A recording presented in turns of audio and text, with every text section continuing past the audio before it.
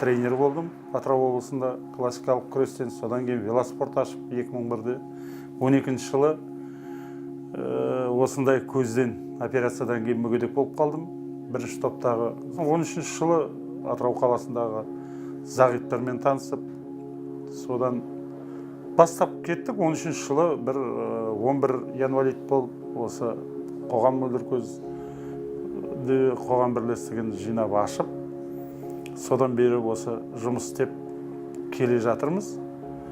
Сосын мына үкіметтің арқасымен, осы акиматтың осы зданияны берді бізге.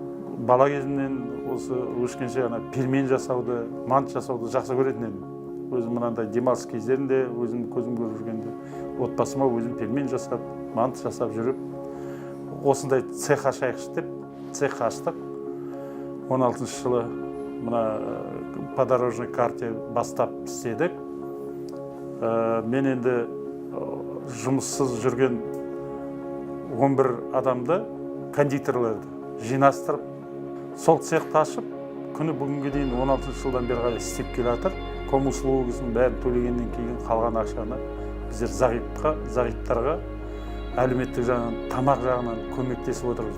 Біздің қоғам бірлестікте 56 бірінші группа, 19 екінші группа, 11 үшінші группа. Енді үшінші группаға біз көп айналмаймыз, өйткені олар жұмыс істеуге қабілеттері бар. Қазіргі күнде енді біздің мөлдір көзде 3 январит, өзім 4-ші, бірінші группадағы 3-і жұмыс істейді, курьер, біреу заместитель. Ал цехта енді біздерде 11 адам бүгінгі күнде жұмыс істейді.